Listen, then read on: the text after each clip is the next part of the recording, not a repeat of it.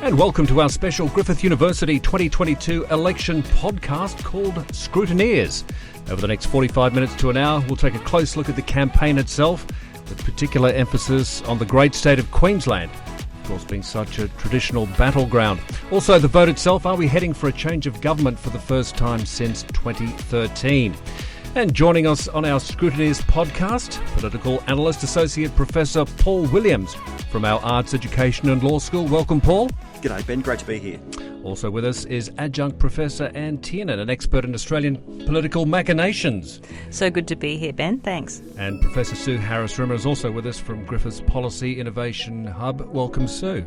It's wonderful to be here, Ben. Well, welcome all. There's a lot to talk about. There's so much to digest over the past 6 weeks, or it feels like 6 weeks, of the campaign itself. But I'll start with you, Paul. A quick summation on the campaign itself. You've described it as being presidential over policy. What do you mean by that? Well, look, I think over the past couple of decades, all elections, state and federal, have become something presidential.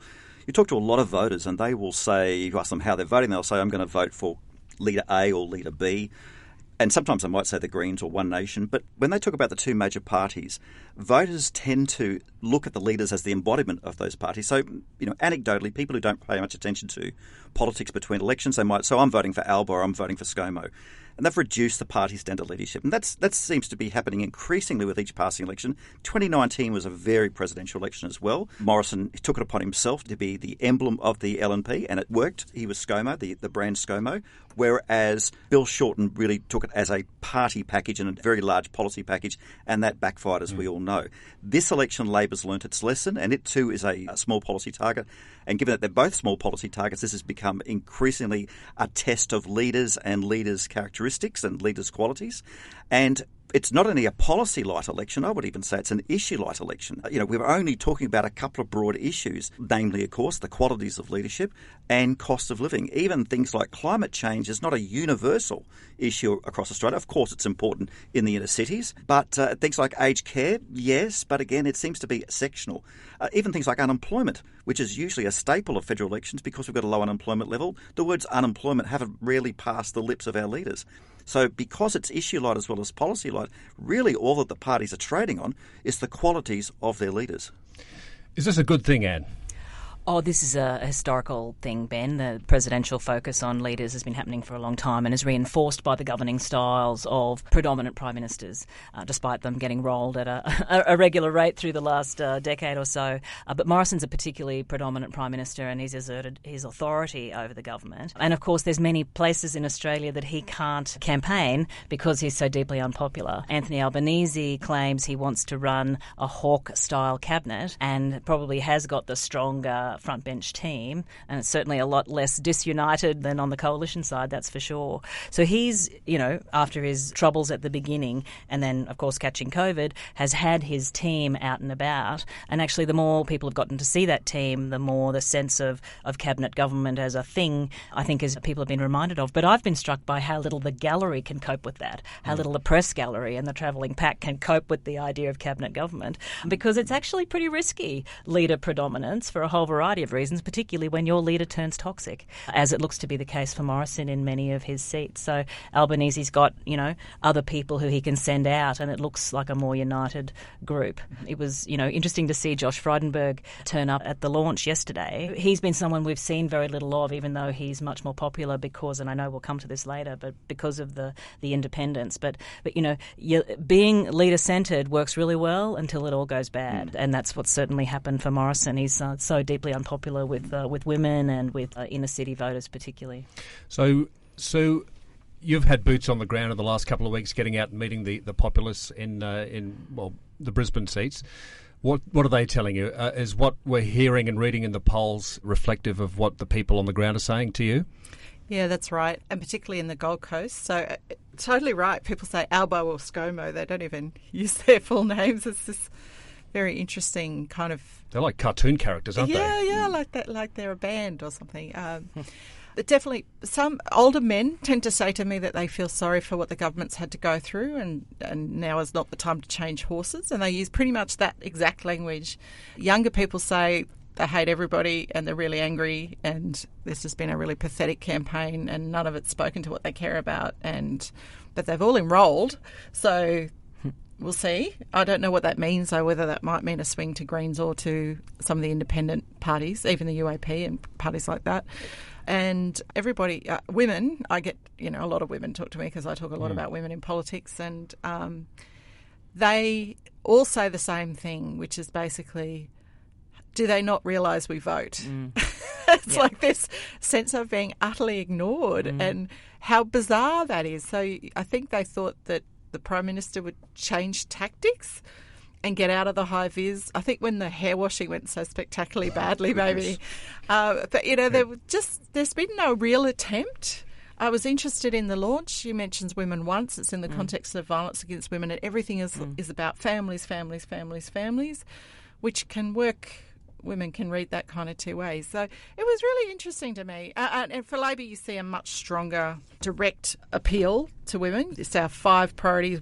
One of them is gender equality, and it has these aspects, and gender pay gap, and trying to raise the wages of aged care workers and disability workers. All of that is very focused on the female vote. But even so, we could have seen a lot more of Plibersek and a lot more of Penny Wong. They have some real talent, and they haven't really deployed it and Katie Gallagher as much as you'd expect. So it's like, really? Now's the time for Jason Clare?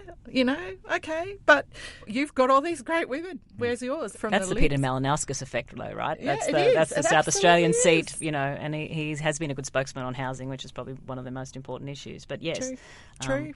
And the one moment in the campaign that was unexpectedly a kind of a exciting moment was the foreign policy debate, where you had Penny Wong versus Maurice Payne, and you had Laura Tingle, and it was pretty exciting, that.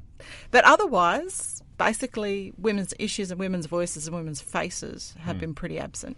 I'll come back to you, Professor Anne Tiernan. The misstep by the coalition apparatchik not to have called an election perhaps during the pandemic, when it was top of mind for most people. Do you think they'll live to regret that, the coalition? They probably would have. It might have been a markedly different outcome if it was called September, October last year. Yeah, I think everybody, we know that everybody expects, certainly we did, didn't we, Sue? We thought the election was going to be in October, November, and then, March, and then, early May, and so on. Look, I think it was very difficult to know when would be the right time. Prime Ministers call elections when they think they can win. This is why I'm a huge advocate, of course, of fixed 4-year terms, and the Commonwealth being a big outlier in that respect. It just gives the trickiness and the uncertainty too much opportunity. It also allows you to weaponise appointments and grants and all those things that people like us would be concerned about in terms of integrity and accountability in Parliament. So I think that they backed Morrison all the way. That was a winner for them in 2019. It was a winner for them for a long time. He's absolutely dominant with the media and so on. But I think, the more people got to see it, it was, I thought, an audacious strategy to make it all about him, given some of the baggage that he was carrying into the campaign. Very difficult to know if it would have been different if they'd gone earlier, because there were so many uncertainties about the Omicron wave and summer and floods and everything else that's kind of happened. And it's so interesting, right, that this cohort of people are saying, I feel a bit sorry for the Prime Minister. He's had this really hard time. It's kind of, that wasn't really afforded to Dan Andrews or Gladys Berejiklian or Stephen Marshall, as it turns out. So I think governments always win a term more than they should have, I suppose, would be my observation, and it does catch up with you eventually if we're looking for it, if it changes on the weekend. To you, Paul Williams, apart from being a wonderful political analyst, you're also a journalism lecturer. This campaign has been marked by the gotcha questions from journalism, where they're front and centre of the story. And it started from day one when it was put to the opposition leader whether he knew the cash rate. Why was that so top of mind for news producers and mastheads, and particularly TV and radio bulletins for that? Are they taking the people who read newspapers and watch TV as fools for having that as the centrepiece of their story? Well, the media environment of the last 15 to 20 years, with the advent of digital newspapers, streamed television, and now social media, has become so crowded. It's very difficult to turn a buck in today's news media environment. Very difficult to get eyeballs on pages, on screen, on site. So news organisations, and add to that the newsrooms are shrinking. There are fewer journalists, fewer investigative journalists, and of course big advertising rivers of gold have disappeared. Real estate, employment, and cars have all moved online for free. So it's a tough time to be a news media proprietor. how do you keep loyal customers and how do you attract new ones? Give them something they want. And you might say that political reporting especially, but not just political reporting, celebrity reporting, sports reporting, has been something of a race to the bottom. I call it a shallowing out of, it is a kind of a dumbing down, but I think it's more accurate that it's a shallowing out. So we might have much more coverage of, because there's so many different sites now, everything from someone's Twitter account right through to the major metropolitan daily is covering an event. And so you've got literally thousands of voices expressing an opinion or an analysis of an event, but it's done so at the most superficial level without any deep research. And we also know that voters are time poor. So it's really a question of it comes down to marketing, comes down to commerce. So the ABC doesn't have to do this. Well, they still have to prove that they get ratings in order to get government funding. But the commercial networks are particularly subject to this. So they have to do something that's commercially viable. And it's about getting clicks. And this is, and again, this might sound very, very nefarious, but it does come down to business. It does come down to commerce. And something that we do in news called news values. And a key news value in politics is the news value of conflict. That still sells. Even, we've been using conflict, whether it's reporting on a war or two neighbours arguing over a tree over their back fence in a local newspaper.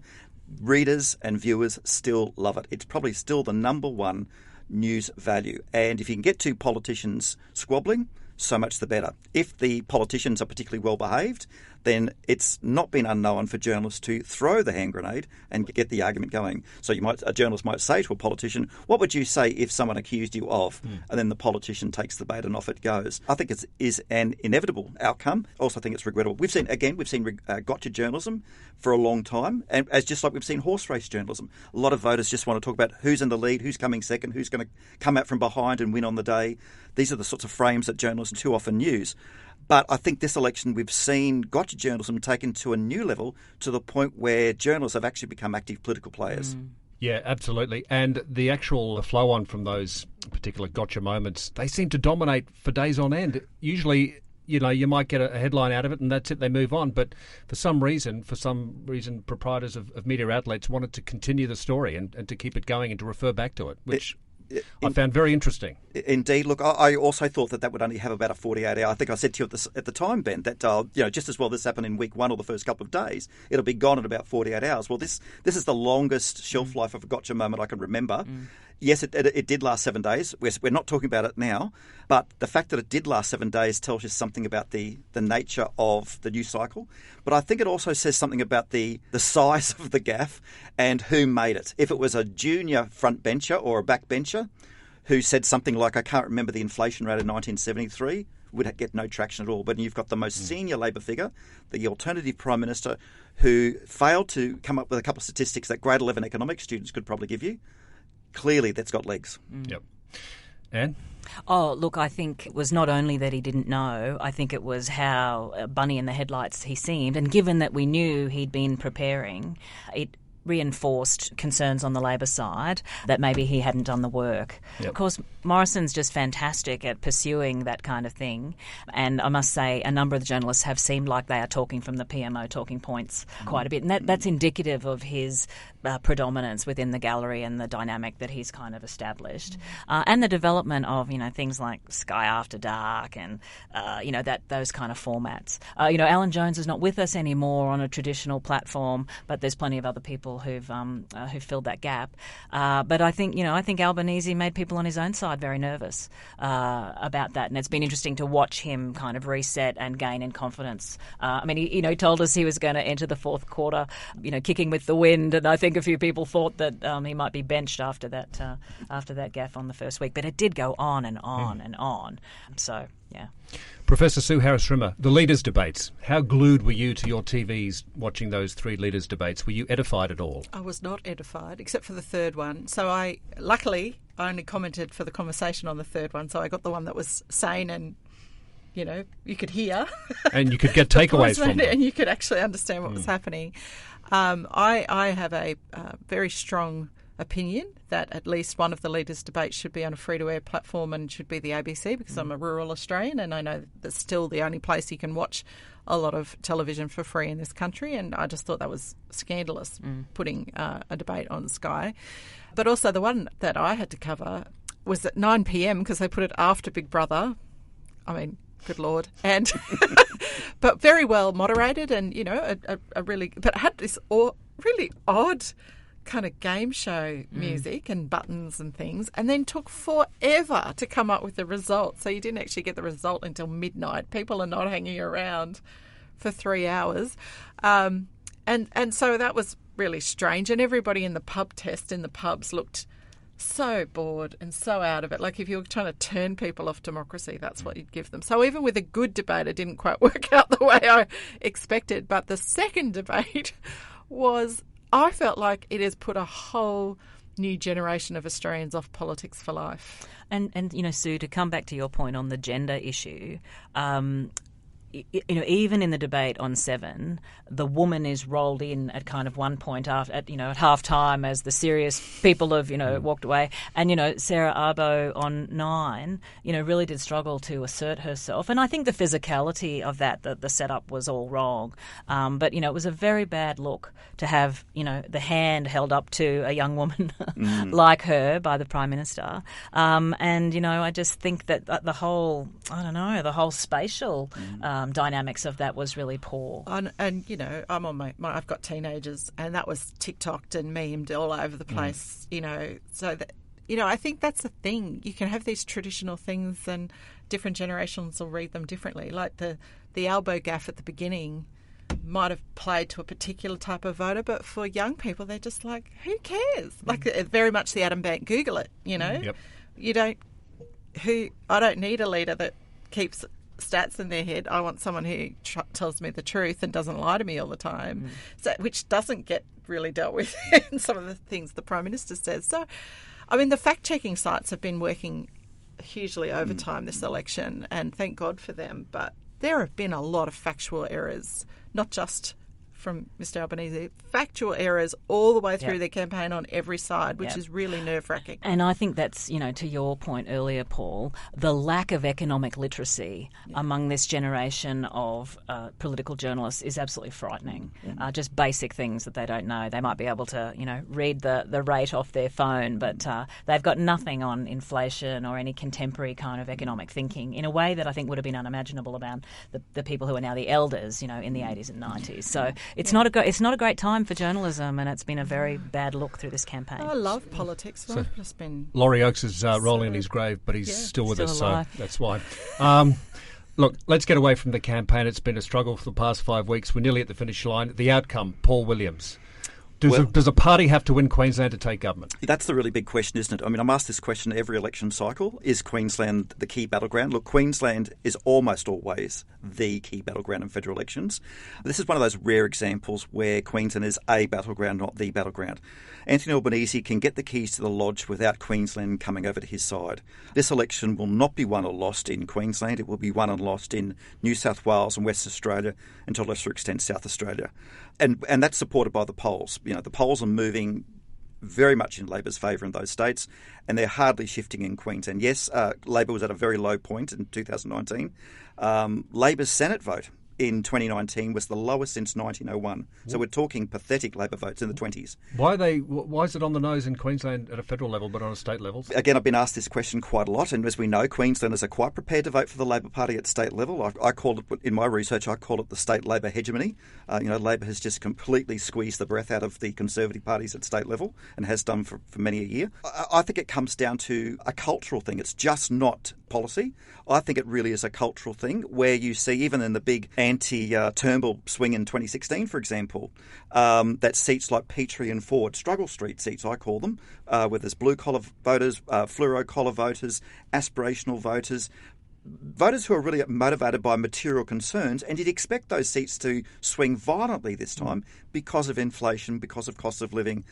But they're hanging on to two very well-liked candidates who are really, you might call them earthy, masculine representative of their local area, and they are very similar to Scott Morrison, who is also an earthy, masculine character who appealed so well to Queenslanders, particularly regional Queenslanders, in 2019. So look, I don't think we can discount the cultural aspects of Morrison and the LNP in Queensland, as well as the economic or industrial aspects as well. So it really strikes to the heart of Queensland political culture. We are conservative, we are bucolic, we are masculine.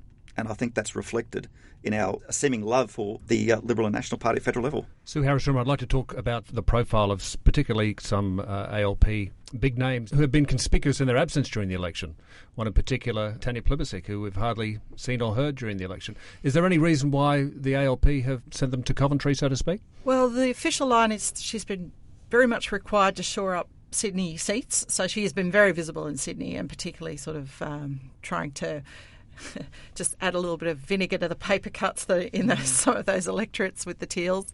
But also, I presume they just want the focus to be on Albo so much that she is also a very charismatic person, so they want to keep her back. So you've seen a lot of Penny Wong. You don't think there's any Machiavellian reason behind her not being front and centre? People still wonder why people still wonder why she didn't go for the leadership or stepped out or was pushed out or whatever happened and didn't go for the deputy position. I would say Tanya Plibersek has better recognition than Richard Miles.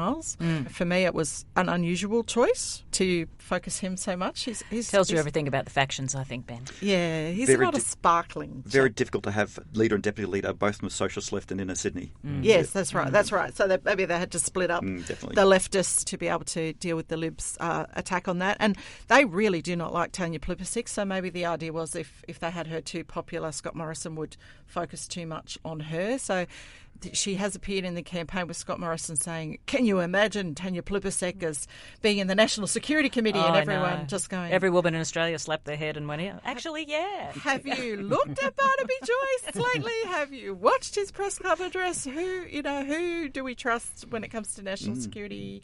That was a really strange... But it goes to show the kind of ideological hatred of her. So maybe that's the reason. But anyway, I mean... Anne's point is right. There is some depth across the senior women in the Labor Party, and you just don't have the same... Although you've got some extraordinary people in the Liberal National Party, there's just not enough of them with enough profile. So even people that we would know, Michaelia Cash, Maurice Payne, they don't have that kind of popular appeal at all. Okay. I mean, I'm really absolutely over-the-top coverage that we've seen with the Teal independents in the last 5 weeks that have just reached out beyond the inner city, Sydney and Melbourne electorates to a national coverage. Is that going to be the future of sort of campaigning and these independents, or as the government would say, so-called independents moving through? Not funded by GetUp, but that's an argument for another day as well. Is that what we're looking at moving forward? Oh, I think this is a very interesting moment in time. I don't know what my colleagues think, but it's a very interesting reaction to the government's inaction on a variety of issues that are really salient. So we had the emergence of the Teals, with the financial support of Climate 200, but the voices of and the community independence group that is different have been building for some time since 2013. And Cathy McGowan was doing a lot of work in the background. So although we don't have a Teal independent in the Queensland context as such, we've got a voices of candidate in Groom. I mean, it's a safe seat, but I think they'll take some paint off Garth Hamilton there. I think it tells you something about what people were looking for in the midst of the pandemic in terms of politics that spoke to the issues they're interested in. And I don't know about anybody else, but as a political scientist, I think it's really exciting that a whole bunch of people are mobilising and getting engaged in politics, and it's not being treated as the exclusive province of boys who signed on, at Monash University or at University of Melbourne or wherever they did, for their brilliant, effortless career at public expense through the staffer system and on into career politics. And the visceral nature of their reaction and the hysteria of their reaction, I think, has been very interesting because, what I'm told of those independence campaigns is they're a huge amount of fun and people are doing lots of interesting things of the Indi model. And certainly it's a very sophisticated campaign that they're running in Kooyong and in Goldstein. But it builds on something that was already there, doesn't it? It builds on something in terms of an independent movement that was already running, but I think the sharing and the technologies and the methodologies have been being shared more broadly. The independents and Clive Palmer, what are we going to expect on the weekend? Yeah, so I've just done a piece of work on Clive Palmer. They really aren't getting the bump in the poll that you'd expect from the enormous amount of money that they have spent. So first they went the freedom billboards, and now they had the housing billboards. It's been roundly acknowledged now that that's a cheque the party can't cash, that they cannot keep your mortgage rate to 3%. So what I hope all of this means is you can't buy votes in Australia. It doesn't work. That's a good message, I suppose. But I still think, speaking of the Teals, that's where the UAP are going to have the most influence. So in those Teal seats, the Liberals are preferencing UAP first, and it's the only place where the UAPs are preferencing Liberals first. Although they said, we're going to put Labor, Liberal, everybody last, except for the Teals, because these women are too dangerous. Women, they're just running amok. They're running amok, and they must be restrained. So it's really interesting to me. That might still be quite influential. But I think they were so influential last time because they were going so hard for Labor and for Shorten, and that advertising spend might not have translated into votes for them, but I think it did translate into an effect on the ALP vote, especially up here. But I don't think it's going to translate this time, and it doesn't look like it's going to translate into a Senate seat either. So our Queensland Senate race is mouth-wateringly weird and colourful. So we've got everything going on. We've got Pauline Hanson, Amanda Stoker, Campbell Newman and Clive Palmer kind of all going, and some Greens all going for the same, ticket. It's quite amazing, the same quota. It's been fun to watch. Even though there's been a lot of yellow spilt, a lot of yellow used, no yellow left in the world, I suspect. I don't think it's going to translate into the kind of political outcomes that the Palmer United Australia Party want. Craig Kelly has ways and means that have quite sophisticated, Captain's pick. And, we're yet to see how that'll play out. I don't think it'll play out for him personally in Hughes. It would be a bit of a miracle if it did. But he has got some, really good tactics when it comes to getting people on side, say, in Western Sydney. I've been really interested to see the kind of all those disaffected COVID places have been really interested in the UAP. So we'll see. One Nation's been very quiet, I thought. Very, very quiet. I've barely seen a peep out of them. Maybe they're more visible up north, but I haven't seen much. They have been since 2020. Yeah, that's right. Pauline was invisible during the state election. Just invisible. And their vote halved despite fielding more candidates.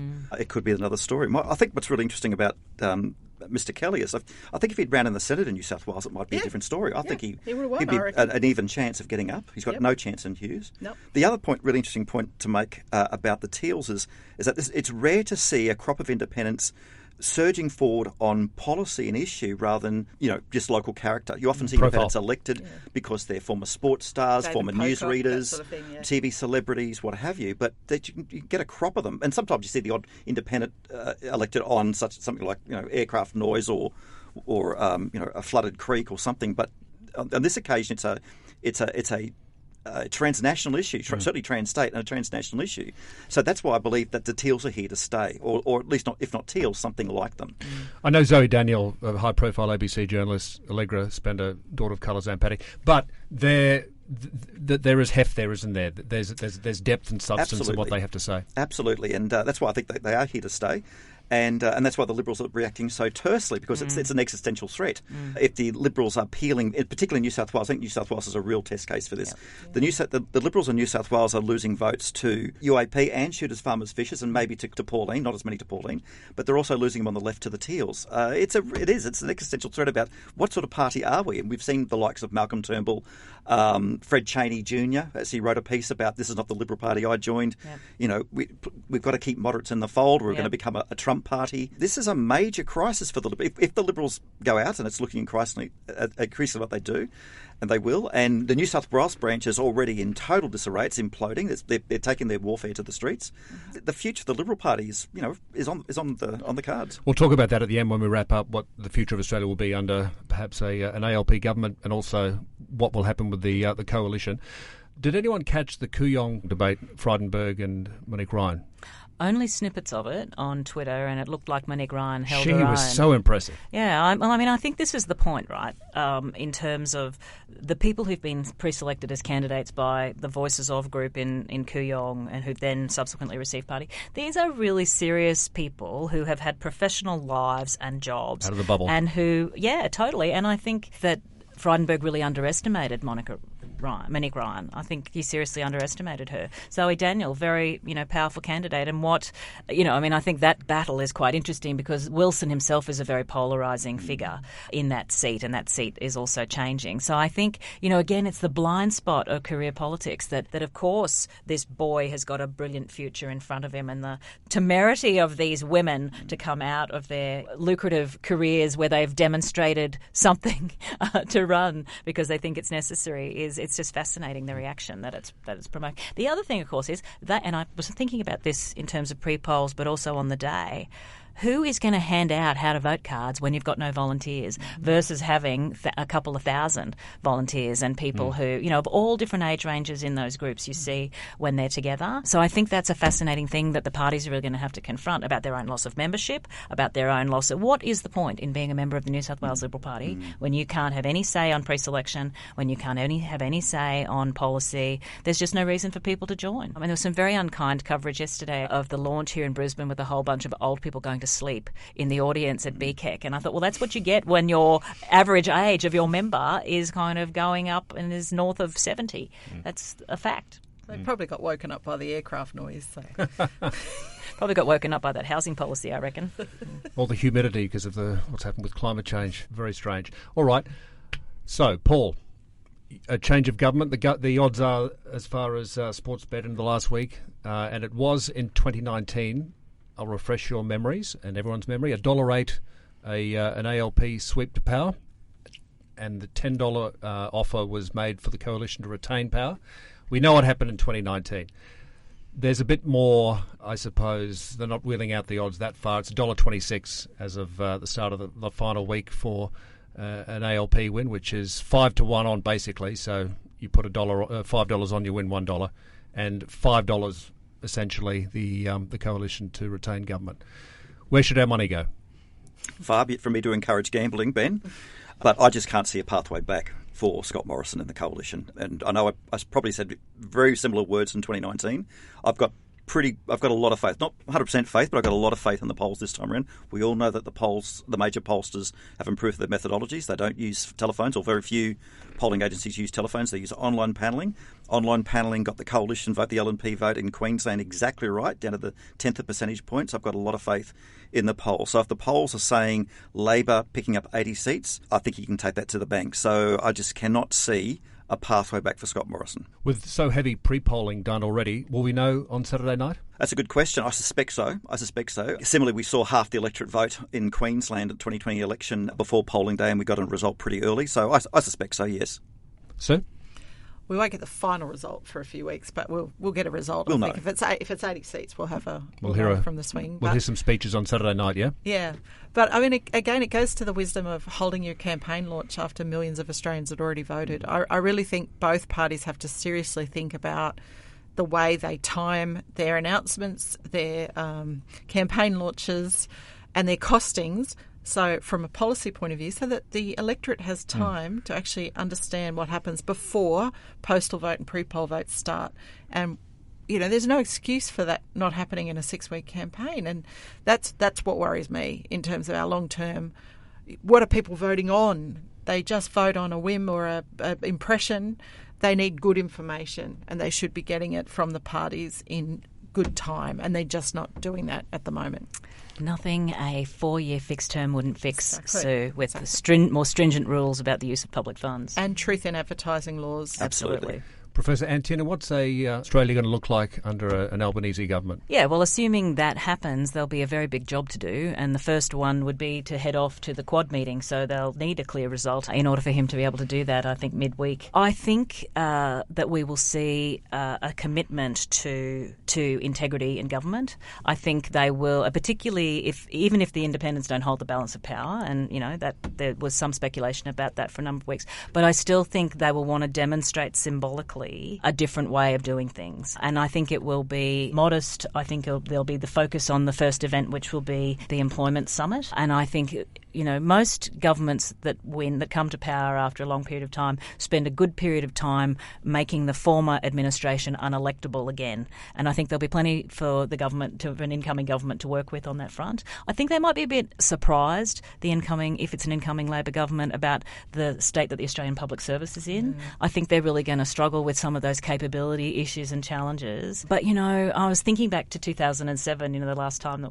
or 2013, there is a sort of a palpable moment of opportunity when you've won a mandate and people are given time to get on. I mean, there were 3 or 4 months that Abbott had total clear air to get on and do what he wanted to do in 2013 before it all went to hell in a handcart. So I think there's a lot of practical challenges, but, this will be a very experienced ministry, which is a point that Albanese has been making. People have been ministers before. That wasn't the case in 2007. Many of the current ministry and the Morrison ministry are very inexperienced, and it shows. So I think there'll be a lot of effort into setting expectations, delivering on promises, and then getting on with very applied kind of challenges. So I don't envisage, a big federal reform agenda.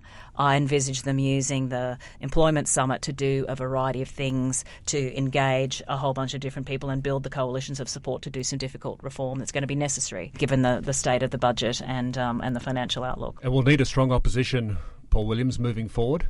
Frydenberg loses Kooyong. What happens? Yeah, that's a really good question, isn't it? Well, I mean, we're assuming Morrison keeps his seat but is Indeed. unelectable again because Indeed. a defeated Prime Minister never... It's unlikely that Scott Morrison will hang around. I suspect that we'll see a by-election in Cook, which the Liberals will easily win. And wouldn't want to be there for the pre-selection, though. No, not indeed. And I know not everyone agrees with me. Frydenberg is an ex-cab off the rank, but to my thinking, he is or was. But again, further to Anne's point, while the Labor Party does have a decent front bench and has sort of sported talent, the same can't be said and hasn't been said of the Liberal Party. If you take Scott Morrison, Frydenberg, Peter Dutton and Karen Andrews off, Simon Birmingham, yes, but he's in the wrong house, the front bench in the lower house looks a bit thin. So if Josh Frydenberg does lose his seat, Morrison does resign, and I assume, currently I would say Peter Dutton is unelectable inside the Liberal Party. His colleagues just don't want him. That's my understanding. That might change if things are looking very dire after the election. But if you take Peter Dutton out of the equation, does it come down to the B team of Karen Andrews, top of the B team for Karen Andrews to take the lead? That would be a logical choice, given that Queensland's a strong show for the Liberal Party, for the LNP. But this is also part of the dilemma about who they are and in which direction are they going. The sad thing is that going back to the circular conversation, going back to where we started, it's the Liberals really have no one to blame but themselves. They invested so much political capital in their leader, and it worked, but it was a short-term fix. And if you've only got one product to sell and it's the leader, and the leader goes stale, you've got nothing else to sell. And that's the dilemma the Liberals now find themselves in. And actually, to be fair to them, Paul, Barnaby Joyce returning to the Nationals leadership was a disaster. It was. For the government, and, not something that they could have predicted, I don't think. Nor had control over. No, exactly right. So that has been, hugely problematic for them. So I think they need to look at the whole question of the coalition, quite aside from whatever happens in the Liberal Party afterwards. Yeah, well, that's very important, and that's where really good performers in the last election for the coalition. And Michael McCormack was a much understated figure, I thought. He was, and they polled really well. Yep. So who only knows what will happen to Barnaby Joyce if they, I presume he wouldn't be able to hold on to the leadership, but you just never know when it comes to Barnaby Joyce. Watch this space. Paul, I know this is your grand final this weekend. You're going to be a busy man, not just in the lead up to the election itself, but post-election. You're going to be in demand as a voice of reason. We look forward to hearing what you have to say. You're available to speak to anybody that needs to Absolutely. seek your counsel? I'm available on the night for live crosses, and the next week I've sort of put everything on hold to talk to people about the wonderful democratic process that we have. And to make sense of what we're all thinking will be a change of government. Sue Harris-Rimmer, thank you so much for your offerings. No worries. So I'll be focused on election night on the independents, and I'll be doing some coverage for the conversation. And Adjunct Professor Anne Tiernan, thank you. Thanks, Ben. I'll be watching the transition carefully if one happens. And thank you to all for tuning in to the Scrutineers podcast. This is Ben Dobson from Griffith University. Enjoy election 2022.